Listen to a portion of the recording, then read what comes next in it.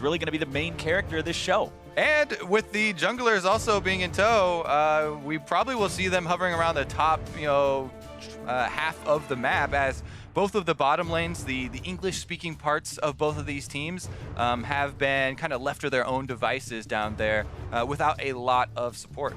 So into champion selection for game number 1. Very typical red side bans coming out for Team EnVy, while Dignitas decide to remove Jace and 2 of those power pick supports from the table and also get to grab Varus for themselves first pick. Very popular to do right now. Yep, Varus, super strong laning phase, builds into the lethality, so it's great even through the mid game, and the lethality is answered here very quickly with Jhin. You do not want to get pushed deeper down the AD carry list, but same thing being said here. Lethality is basically the theme for all of these roles, jungle included, as Graves and Kha'Zix are the next. So we're just kind of dropping down the tier list right now. Nothing really crazy coming out in pick bans so far. Some teams do prefer the Maokai for the more standard team fighting. It does scale extremely well.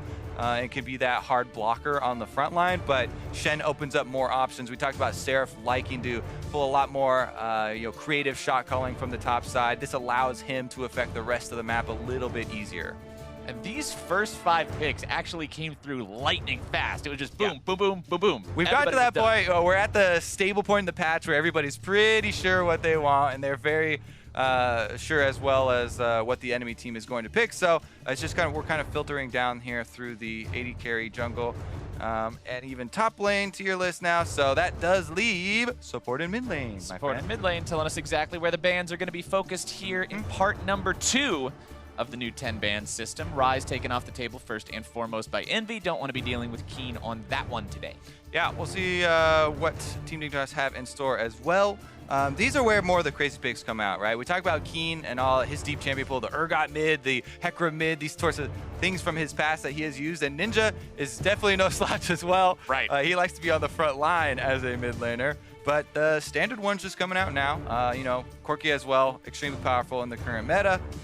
And just going take out a little bit off the top here. Orianna, Cassiopeia, these things are still left up, but they're switching over to supports now. All right, gonna touch both roles a little bit, not completely focused on that mid lane. Decide to hit bottom up a little bit harder after the Malzahar and Zyra bans from phase number 1. Yeah, Syndra is still available as well. Definitely could provide that extra burst. It's also a pick, I kind of like versus these carry junglers. We're seeing so many of these carry junglers. Early on, they really do have to respect mid laners like that have so much burst around that level 6 mark. So might give them a healthy amount of respect towards the middle of the map. But yeah, we're just splitting again. Supports here. I guess it's just super target ban at Hakuho because Thresh is a actually pretty rare ban. The thing is, we've dropped down 4 supports now if you take all bans in total. And that is prompting the Lulu pretty early here from Team EnVy, as they'll have a little bit of extra safety. I always like supports like that when you're playing something like Kha'Zix as your carry, looking to get the jump in and go for these resets. The extra wild growth is just tremendously helpful in getting you to that next reset. And an interesting thing to point out, this is actually going to be the first time in Spring Split 2017 that Hakuho is playing a support that is not Zyra, Malzahar, or Karma. That's been his entire pool so far. And granted, it's also going to be the first time we're seeing stunt play support at all. So it'll be an interesting approach. His first Nami ever! First Nami of 2017, locking that one in. As they're also looking at potentially picking up the Orianna there to deal with the mid lane. They do have to pick this one blind, as EnVy has saved that mid laner for last. Yeah, super duper standard here from both sides.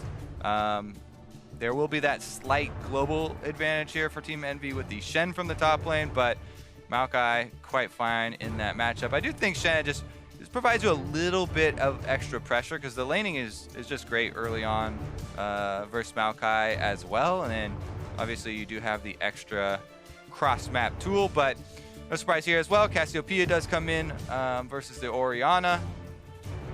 And we'll see what Ninja can do. I actually do like Orianna here in that matchup as a little bit favored with the extra range, and you can use the Shockwave to disengage if she ever does go for those all-ins where she's chasing you down.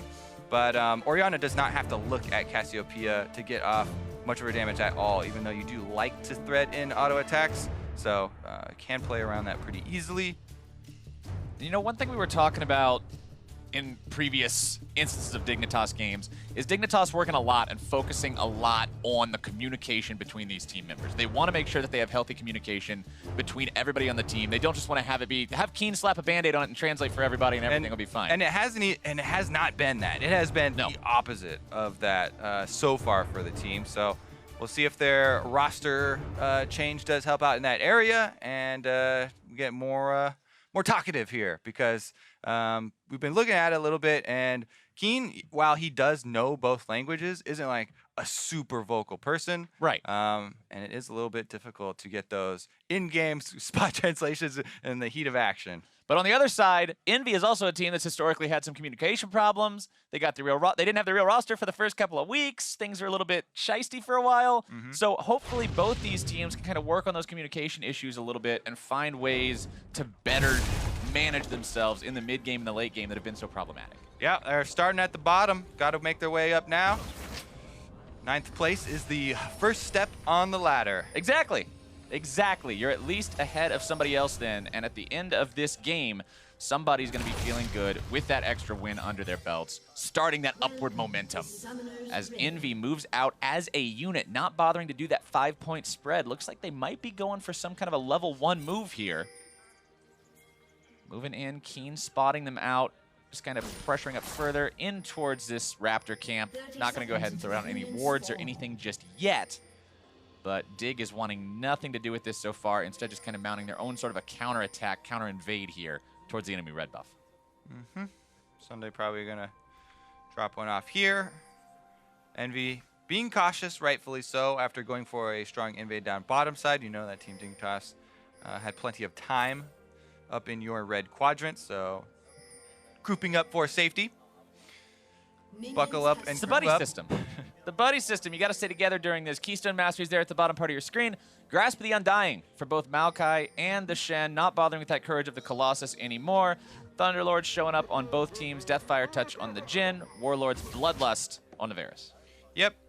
Not too surprising. The one change that people, if they haven't been paying attention recently, that might catch them off guard is that Courage of the Colossus that you're talking about. But I think pretty much everybody's used to the nerf now and the prevalence of the grasp taking over. LirA is starting with the Raptors. This is a trend we've seen more and more from quite a few junglers, mostly Graves, but Kha'Zix as well. Because you can start with the W and get the AoEs, you get a little bit of extra experience right at level 1 because they're considered to get that extra bonus with your jungle item. And there are the most number of jungle monsters in the Raptor camp, so you get the most out of that little early lead. Then you transition over to red and go blue quadrant right after that. So we will still see both of these junglers end up on the bottom side of the map.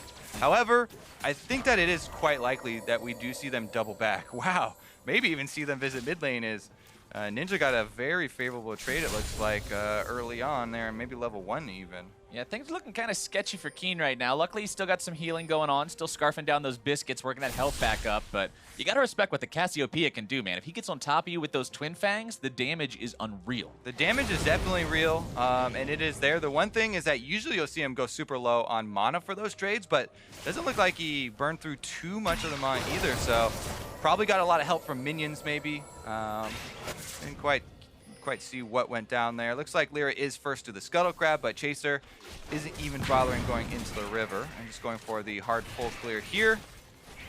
LirA grabbing that Scuttle Crab on the bottom part of the map means as Apollo and Hakuho are kind of shoving up down here, they're going to have just a little bit of extra protection, a little bit of extra vision in the river in case Chaser decides to pay them a visit. Yeah, you can see the wards covering the 2 entrances into the river, and then the Scuttle Crab covers if there's any sort of shenanigans coming over the Dragon Pit. So every single entrance down there is now covered, and the bottom lane fully confident to push up. Usually, though, we would see like Varus Nami very strong and able to get a lot of push. The EnVy duo lane definitely good to get control of this early on, though. Problem for them is, even though they're the ones with control of the lane, they're actually still losing, even though it's ever so slightly in terms of the farm. The Varus still having a couple more in his pocket compared to what Apollo's Jhin does. Stun going to be taking some damage there from the Lulu from Hakuho. And again, keeping eyes on both these support guys. It's Hakuho's first champion that's not Malzahar, Karma or Zyra, and it's Stunt's first game, period. Look at that fan vote. Everybody is putting their money on Dignitas today. Dignitas fans. The Dignifans are coming on board. The Dignifans are out in full force today, 89% to 11. All right, well, let's see if the team can make it work for themselves, because on the top side of the map, you see a little bit of jungle pressure here, but Ssumday's going to back off after that, so Chaser not going to go for anything. They did have a lot of vision here inside that quadrant of the jungle. Graves slipped over and has a pink ward, so Seraph needs to be a little bit cautious. They saw Graves head up this area, but they don't know that he's in this exact bush. Yeah, I see that ward down there by the Gromp. Did see him come over, but there's the snare, and they're going on Seraph. Here we go. Seraph going to be eating some damage from that end of the line. More bullets going to be poured into his back, but a flash away keeps him alive. Chaser not quite able to grab the kill, but the summoner spell is still a good result. Yeah, and that's going to definitely draw out his teleport as well. Going to use his teleport to get back to lane, so we should have teleports being answered here. He'll lose out a couple minions maybe for that gank as well. Yeah, a couple melees there, but for the most part, should now just turn all his attention to farming to 6. And we'll see if either of these teams actually do focus that bottom lane, because like we're talking about, you know, that's where the big break in communication for both of them does come with the English-speaking bottom lanes. And there has been in the past a bit of reluctance for them to work around that area, but it is extremely important in the current meta, especially since, you know, we have Varus and we have Jhin, the two premier AD carries at the moment in this game. And it's hard to just throw your AD carries under the bus and say, oh, well, they're not going to come online until 30 minutes anyway, because now we've got these lethality builds. Yeah. And letality's like, yeah, he's online as soon as he's got a ghost blade. Those suckers hurt. Longsword number 1, ready to go. All we need now is about 17 more of them, and the lethality build will be ready to fly. Dignitas still just pretty much forced to permanently set up residence under their turret. Yeah, Envy bottom lane still retaining that control. And the CS is pretty close as well. Chaser going to show first, clear out this control ward. And it looks like Envy do want to collapse on him. Oh, that's a really nice grounding from the miasma. Perfectly done by Ninja. Chaser, no respect for the Cassiopeia here. Just waits around, gets caught by the miasma, and then as well doesn't turn his back. Ninja, that level 6. So we talked about level 6 respect for mid laners. Coming from the junglers. Syndra was the example that we were using in Champion Select, but Cassiopeia, another one of those mages, high burst potential, huge amounts of DPS, especially if you're going with one of these DPS junglers like Graves. And Chaser, zero respect for Ninja right there, cost him his life and the first blood money, going over to Envy. Mobility skills, including summoner spells like Flash, do not work at all on top of that miasma. And Chaser, you can still walk and like turn your champion to not get stunned, but Chaser was just, he was fully committed to hopping back over that wall to safety. Oh, Cassiopeia can't get me. Turns out she can. The play from Ninja comes out big here. See, he wants to use his dash here, but I think he dashes into the wall too. Oh no, he doesn't even have to use it. Never gets it off. He just wanted to save it. Didn't respect him at all. And Keane's like, trying to save you, but give you a shield, I guess. Now you gave the enemy mid lane a first blood, where Keane was working up a very healthy CS lead in that matchup. Like we talked about, I like the Orianna versus Cassiopeia, but with that first blood going over, that's going to change the entire story here, because Cassiopeia, while there is that small laning advantage for Orianna, she scales up to be an absolute team fighting beast as well. Real. Chaser right back at it though. Chaser into the enemy jungle on that Graves. He's got help from both Ssumday and Keane to try to steal this one away. Sadly, that is a very impatient Brambleback, and he's not going to be putting up with this for too long, so he resets. Chaser should still get this without too many problems, as LirA hanging around on the bottom side of the map might be looking to return the favor, steal away Chasers, but he is going to be spotted out by that control ward when he goes for it. Yeah, don't think they'll be able to do anything about it, though, and he should be able to clear it on his way out. Actually, just calls over Ninja to help him clear it out. As well as provide support, since the duo lane did just recall. Now they need to get out of the jungle, and healthy respect now for the miasma from Chaser, as they're able to exit and just make that trade pretty even. Okay, so next playmaking that we're looking for in this game. Big abilities are the top laner. You know, Shen does have ultimate ready. The thing is that it's been so long since they used their teleports to get back to lane that Ssumday technically can answer. It just takes a lot longer, but it's not gonna have, he's not gonna have time. Stunt getting himself jumped on. Seraph's here with the stand united, and LirA cashes in on a freebie for himself. Sidestepping that bubble too. Whew.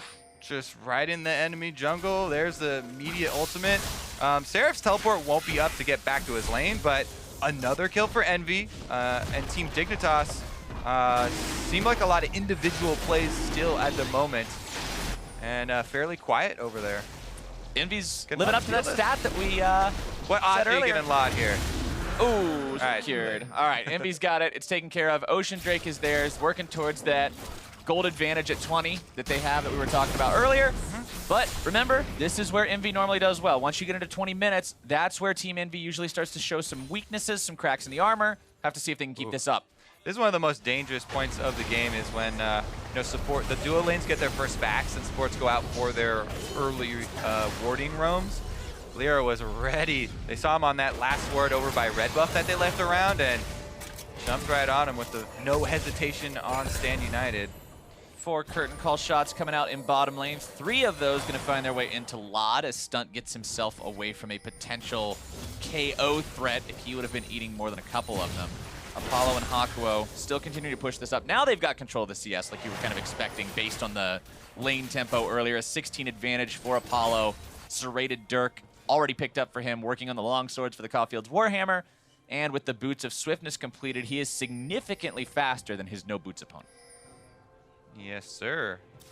Jhin, one of the only, if not the only AD carry going for those Swifties because of the way attack speed works for that champion. And if we're checking in on the bottom lane as well, the Lulu that people are seeing more and more, there was a round of buffs, right? It wasn't just a single buff that Lulu got to help her really come into the meta. It's also a lot about quite a few of the matchups, but yeah, you are going to be maxing the help picks as expected here from Hakuho, and they've had no trouble at all in this laning phase, save for just landing the last hits early on, a couple of unforced ones. Things have gone pretty well for them. More fighting between these two tanks in the top side. Going back to sort of the conversation we were having earlier about these two, Seraph and Ssumday both really high on carrying the game. Definitely true. We have a lot of movement around top side too. The whole team here from Dignitas are up on the top side. They are making this, if you're looking for team plays, this is definitely a team call. They're swapping lanes and bringing more than just the duo lane up to the top side. They want to get this early turret, so they're calling Graves as well. And one of the advantages of bringing a ranged jungler is that Graves can come, join, help push down this turret. And it looks like, since it's so low there from Ssumday, working on it while Seraph used Stand United across map, Dignitas should be able to grab their first objective here and cash in on the first turret gold. Envy lets the turret go, but now they're looking to make some kind of a counterattack here. Curtain call used, going to be interrupted after 2 shots by the wave. LirA bound up by the Chain of Corruption. Can't get Seraph in there how he wants to with the Stand United. Now Ssumday into the back line. LirA is going to be bursted first. More damage onto the tree. Cut him down. Apollo's got kill number 1. 1 for 0. Envy at least picks something up for losing that objective. It was a great macro call here from Team Dignitas to look to get something back for Shen leaving the lane, you know, and taking something with the work that Ssumday had done on the turret. But after 4 members of Team Dignitas had disengaged there, and everybody was making their escape, they were pretty much clear and clear, you know, down the lane there. Ssumday goes in on the bottom side, and the lack of coordination still seems to be there. They give up another kill, so even with that turret gold, the gold is still even. Because look at this. This is 3 members pretty much escaping. The tidal wave is good to disengage there. He lands the Chain of Corruption, so the Team Dignitas bottom lane is able to get out. But then Ssumday completes teleport, and he is in there. Keane tries again. This is one of those situations where he's like, I'm trying to help you. You're pretty deep, though, and no escape. Would have just looked to see that teleport canceled, more than likely, because the disengage was just so perfect. I mean, Nami Tidal Wave is such an effective tool for stopping curtain calls as well. As soon as you see that big triangle firing range open up, you just point the Tidal Wave in the general direction, and he's not allowed to fire all the bullets. Yep, and very accurate Chain of Corruption from Lod, almost got him out, but regardless, Envy now, they're actually sitting pretty here. I mean, they've got the gold lead already, and they should be able to work down that outer turret on the other side in in trade from Team Dignitas.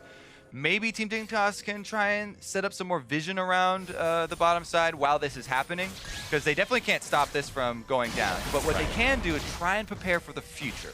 Try and prepare for this Infernal Drake that's about to come up. You know, that is something that holds a lot of value towards the end game, and maybe have their eyes set towards that area. Infernal Drake going to be real useful for these AD carries, given that much more damage to stack with all the lethality they're going to be building. Also, both junglers, we're not talking about tank-style junglers in this game. These junglers would love to get that extra kind of damage on a Graves or a Kha'Zix and really make it so when they show up, you've really got to be afraid of your health hitting 0 just from one rotation. Yes, sir. Fire Drake, the most popular. For a reason. He's the funnest one. And it looks like 50 seconds. Team Dignitas still do have control over that bottom quadrant of the map. They've got plenty of vision set up there. Now they need to use that vision to gain a health advantage. It's going to be difficult for Team EnVy to walk over there and try and face check into all these brush. So Team Dignitas, if they have everyone coordinated and ready to go, they should be able to get it. But Ssumday currently is up in the top lane.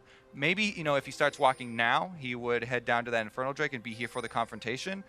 Because if he doesn't, Seraph can easily join the fight. You know, he's got 2 methods. He can even join the fight, turn it, and then teleport back to top lane to try and stop the split push. So definitely expect them to call Ssumday down, because you want that Maokai on the front line when the fighting begins. You got to make sure that you're putting everything out there to start this fight, as LirA is going to be caught out. That should be huge. No way to contest the Drake when you don't have your jungler. Awesome pick for Dig. The rewards of vision. Oh, he talked about, you know, setting that up, and you know, LirA walks right into it. So Team Dignitas will be able to get that Infernal Drake and get them right back in here. Dignitas picking up a very valuable neutral objective for themselves. Going to be giving them that extra damage both ways. Ssumday trying to just pose a threat there on the front line. Spirit Visage done for his Maokai, so pretty darn tanky against any sort of AP damage going to be heading his way. Still pretty vulnerable in terms of things like the Jhin and the Kha'Zix, though. So he's still got to be kind of respectful of what he's haphazardly throwing himself into. Healthy amount of respect. Currently against the Shen, a lot of magic damage there. So he should be okay, but if LirA is dead, you can't gank him. Right. LirA dead right now, as there's the face check we talked about. Pretty clear and simple. And clean objective right after. Plus, quadra buffs now for Team Dignitas. Very good feeling right now. Less than 1,000 gold separating the 2 teams. The Drakes are even. The turrets are almost even. Dignitas has a 1 advantage in that department. Warrior enchantments completed on both of these junglers. Soon to be equalized. Soon. As Apollo and Hakuho pour more damage into this bottom lane tier 1. The caster minions helping him out. Keane shows up, but it's too little, too late. And now everything is equalized in terms of the objectives, but because of that kill lead that EnVy has, they're still up about 1,000 gold. But we're getting ever so closer to the part of the game that EnVy really struggles with. And it's important to point out because this team has almost methodically failed to find results in the mid game, failed to find results in the 20 to 25 minute mark especially. And they're going to need to do that against Dignitas, because Dig just showed, they're like, hey, if you start to stumble, if you let us do what we want to do, we're going to find you. And a big part of where those problems have come from, it was a very clear example of that dragon setup, right? Team Dignitas had set up around this dragon for a good 50 seconds with all the vision. And then your super squishy assassin jungler is the one face checking here, gets killed and gives over the objective. Those are the types of things, these vision-based setups is where the team has been lacking for Team EnVy here. So that's going to be step number 1 for them, setting up, because the team fights moving forward will have much greater rewards. Absolutely will. There's not a lot to really fight for at this point in time, considering each team only has 1 outer turret left going. It is that mid lane turret. Everybody's kind of setting up shop here anyway, so it's hard to ram your face against that and actually manage to knock it down. Meanwhile, with Drake dead, Rift Herald's the only thing alive on the map, and he's not a very popular guy. Nobody really likes taking Rift Herald unless you're Immortals, and then you take him every game. Sad but true. Good old Rift Herald. That's okay. He's only got a minute and 45 seconds left on the Rift, and then he can go home. Then he can back leave to the Void where he is appreciated and people love him. They celebrate him every day. Him being around. How do you know that in the Void, right at 20 minutes every game, they're like, yay! They're throwing a Rift party. Herald's back! Yeah, they're just waiting. Everybody's waiting in the dark to flip the light switch on with their hats and the cake and everything. They're so happy that he comes back. It's like, whew, I finally got out of Summoner's Rift, guys. Everybody on Summoner's Rift is just so happy he's gone. Meanwhile, it looks like we will have a fairly inactive mid-game here because Team Dignitas, their initiation does look like the teleport flanks from Ssumday, and it is nice to have that Maokai there early so that you can really coordinate with your Orianna, set the shockwave up, chain this Varus ultimate as well. They have a lot of tools for themselves to set up for the team fights. It's just that since both these teams are quite standard in their setups, it is going to look very similar. There is this one pretty nice ward I do like in the mid lane that's a little bit deep for Team Dignitas, and if you get behind ooh, another face. LirA gonna find Chaser there. Important thing to point out, LirA's got those souped up rockets, so they're gonna be doing more slows. He's obviously shooting out 3 volleys of them instead of just 1, but he doesn't have reset wings. Something that you want to compare to something like what we saw in the Echo Fox versus TSM performance, where Acadian was just jumping all over the place, just back and forth, back and forth, back and forth with all his wings. Not going to be happening yet for LirA. Still has to wait 5 more levels for that. Yeah, and that's become the more popular build.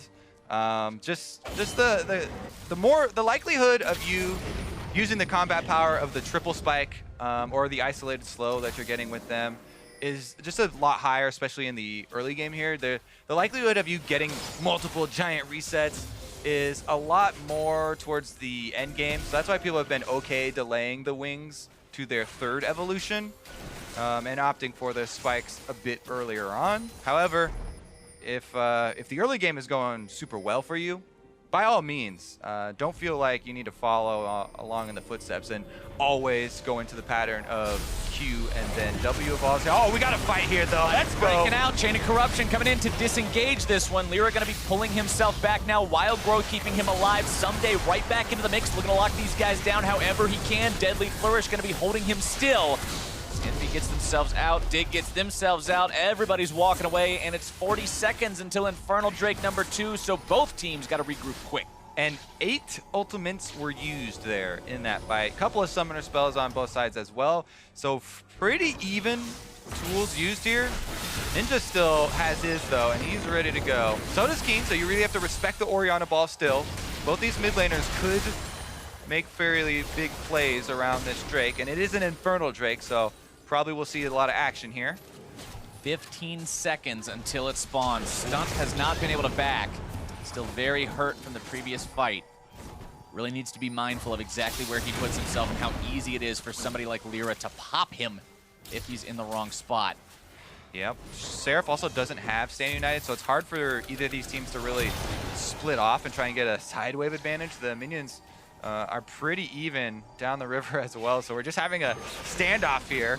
Scuttle Crab is in EnVy's control, though, so it's hard for Team Dignitas to force. Whenever the game is this close in gold, neither team really wants to take the extra damage, even though it's not huge from the Drake. Stunt gets snared up, though, and he's the low health member already. EnVy doesn't want to pull the trigger on it, though. Very, very cautious about this. They want to go for somebody, one of those big damage threats.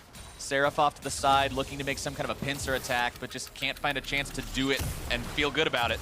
That's right. The team fights here for Team EnVy do look like LirA on the outside, just throwing those volleys of spikes over and over until they're able to get some damage onto one of the squishies for him to try and go in, because a Kha'Zix jumping into a team with Nami as well as Maokai for peel is definitely dangerous for the Kha'Zix, and neither team really wants to commit at this moment. Keane is with the rest of the team, whereas they're trying to have Ninja split, even though Seraph Stand United has just come back up. Team EnVy are trying to pay attention to the side waves here. Now they're sending Seraph up to the top side, and they've had Ninja down on the bottom side for quite a while to get both side waves pushed out to really prep for this dragon, set some advantages in motion for themselves. You want to get these waves pushing and then pull back to the Drake pit where you can use some time to set up vision. And there's no way to answer that for Dignitas right now, because Ssumday's teleport is, again, just not synced up with Seraph being able to come down to the fight. So if they send Ssumday up there, they have to stare down the barrel of that 5v4 at the Drake fight, which when it's one of these valuable Drakes, you never want to be doing.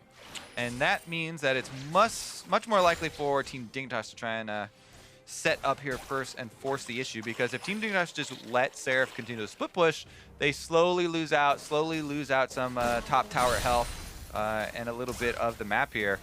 Time is not working in Team Dignitas' favor, so We may see them rush into something here. Starting up the Dragon, Ssumday can tank it really easily, but he also wants to be able to zone for the initiation of Team EnVy.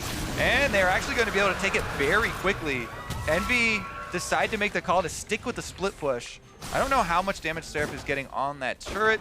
Shen takes a long time. Yeah, without the extra voidlings coming from the, looks like a Zerat portal, he takes a very long time. I mean, he's beating it with a Thunder Stick. How long do you think it would take to break a rock with a Thunder Stick, Kobe? That's a good question. It's probably a real long time. I don't know how, maybe it's a question of how many Thunder Sticks do you have to go through before you can actually break a rock. Because I feel like your Thunder Stick's going to break first. Yeah, you're definitely going to go through more than a couple of them, but Seraph has to get himself out of there now. Not quite able to grab that tier 2 turret in exchange for the Drake. Dignitas happy to have 2 of those under their belts now. The next one spawning is not going to be another one. It'll be Mountain this time, so that'll offer some extra objective control if they decide to get that later. 25 minutes into the game, Baron is now also a factor. Either one of these teams can find a chance to maybe set up around there, find some kind of a pick, and translate into that. Yeah, which has not been the case so far. Nope. Not. It's hard to find picks when there's 4 Edges of Night in the game. I found picks right there on screen. Oh no. Freak level. I didn't think I was answer. casting with Freak. What is this? Okay. Okay, picks is on the screen, but we're talking about the real kinds of picks, the ones that you try to make on guys but can't do it when they have a spell shield. And those Edge of Nights make it pretty difficult to pick somebody up. Maybe we'll see some action here. We got Vision in the river, as well as Team Dignitas moving in for the Scryer's Bloom control. Oh, who's gonna get it? No. Nope. Backs off. LirA takes. All LirAs. All LirAs. Gonna spot out a couple of those wards. See stunt as well. Still only 3-1. Teams playing this very, very, very cautiously. Yeah, and this is a lot what we see when we're talking about, hey, both these teams. Look at LirA going in like that. Edge of Night, Withstand United. Seraph with a flash right after him. Ninja's coming too. Chaser getting run down. A little bit more damage. Whoa, but Keane! LirA goes first. Keane makes a play out of it somehow as Hakuho now going to be taken down by Ssumday. Dignitas goes 1 for 2. Now looking to grab even more members of EnVy. Ninja gets shot. And Lod grabs that one. Seraph now alone having to face 4 members of Dignitas. Apollo's hanging around trying to help however he can, but it's going to be a tall order. There comes your rain of arrows, and Lod's grabbing a killing spree. Dignitas originally looked like they were going to lose their jungler, and they go 4 for 1. They're the ones first to the Baron area, setting up all the vision, and then the initiation here from EnVy. They do not take down Chaser with that assassination. He lives for so long up there with Keane, and Keane, big play right there, flashes in with the intentional sombrero to be able to get the melee range shockwave and turn the tides of the fight. Team Dignitas with a very nice Baron here after the kills. That should mean the difference, and they will get right to pushing down turrets after this. Let's take a look, because this is the attempted pick here. Okay, if your Shen is able to get the taunt right after this, then Chaser is down, but he flashes early. Seraph also tries to flash at the end of his taunt, but taunt had already timed out, so he didn't get it there, and it took them so long. Ninja uses the Cassiopeia ultimate in chase, didn't even get damage out of it, so a lot used by EnVy to chase here, and they do overchase since Team Dignitas were already, as a team, grouping up around the Baron, getting ready for, this objective, this confrontation, and there they go. Team Dignitas are able to rally around Chaser, even though he goes down. Valiant fight and a good sacrifice. Very good sacrifices. Team Dignitas now has themselves Baron buff up and running. They've got all 5 men middle pushing down this tier 2 turret. It's time to grab some of that objective money. Ssumday going to be caught out a little bit here, stuck in the miasma, going to be soaking a lot from those twin fangs. Tidal wave coming out. Ninja may just be the target. LirA jumping himself away over the wall, trying to bait Ssumday in. Lod and Keane eating the shots from this curtain call. Stunt takes bullet number 4, and Dignitas get themselves out. Oh, Seraph is actually teleporting in. They want to cut him off, but he's pretty far away from the rest of the squad. Could take a lot of damage. This is a 1v5 scenario. Taunts himself back over the cliff and doesn't want anything to do with that. This is the thing, and these are the strengths and weaknesses of these 2 top laners that we talk about, right? Maokai is totally fine teleporting into something like that. Now I'm in the middle. I'm holding him here for you guys. Shen, a little bit weaker towards the late game here as just a straight-up tank, and the strength does come from that pick potential that we're supposed to see you try and capitalize with, but EnVy were unable to make the pick turn an advantage for themselves. In which case, Maokai taking over, double Infernal Drakes for Team Dignitas as well as this gold lead, so they are feeling very confident here about the late game. Want to see them make more with this Baron that they have, though. They've still got plenty of time left to work with on this, still about a minute and a half-ish, I believe. And that needs to become more objectives for these guys. There's still tier 2 turrets standing in both the top lane and the bottom lane. That's extra money they could be going for, and they want to get as much out of this advantage as they can so they can keep working from that position of power after it wears away. Yeah, keep pushing. You can also starve out a little bit Envy inside their base and then just pull back to that extra Mountain Drake. Keep stacking Drake control, so you get some gold for yourself first. Then you draw back through the jungle where you just laid a bunch of wards. And go pick up your Drake advantage as well. LirA's just up here trying to slow them down. It looks like they're actually going to keep this push up because they want to make the most of the end of the Baron buff. And if you can actually craft inhibitor turrets with this early Baron buff, that would make finishing out the entire game quite a lot easier. Dignitas is putting a lot of work into it. Curtain call opens up. LirA off to the side, maybe looking to make that delivery with Shen. Ninja takes so much damage from the piercing arrow. Envy now just kind of standing back and watching Dignitas dismantle this bottom lane. Inhibitor falls 30 minutes in. Dignitas, they've got control. Those arrows onto the back line just really take all the fight out of Team Envy. If you're Cassiopeia, who's one of the big playmakers in the late game, one that's going to have to carry a lot of the team fight DPS, gets chunked down to 25%. There's no way they're going to go in on that. So inhibitor taken, plus now they can draw back to the Mountain Drake, and Team Dignitas is going to roll this one pretty steadily through. That Drake is the last little fella that's going to be spawned in this game too. All of them from here on out are the big bad Elder Drakes, the big boys themselves. First one of those going to be spawning a little bit after the 36:30 mark. And with 3 Drakes under your belt, 2 of which are Infernals, that is going to be one mean burn if Dignitas gets it. Envy, though, now setting up shop in their own jungle. They finally got a chance to breathe a little bit. In and out, just sort of taking it easy, trying to get themselves the composure back, regain a little bit of footing in the rest of the map, hoping that they can stop this Dignitas advantage that has just ballooned after the Baron. Yeah, very difficult for them. They're going to try and keep Seraph down on the bottom side to hold off super minions, but he's not. It's going to take him so long to even push up. He's basically just dealing with the super minions here, and he's kind of pinned down, whereas Team Dignitas can move on up to the opposite side of the map and try and pressure top side to get some secondary turret action going in their favor. Pretty decent Baron power play. I'd say that's about average, 4,500. Good stuff for Team Dignitas as the curtain call opens up again. LirA and Ninja off to the side. Miasma going to be zoning Chaser away. But the tier 2 is still going to be taken down, and now Apollo does not have one of those big zoning tools to try to protect the next one. Dignitas goes marching on. Maokai tank on the front line with Nami healing right behind him. Perfect setup here, and they're able to just brute force wear down the turret. Team Envy, it's so difficult because you're only really advantaged if you get a good flank, but Ssumday here screening on the front line. Team Dignitas aren't giving them an opening at all. Another inhibitor turret drops.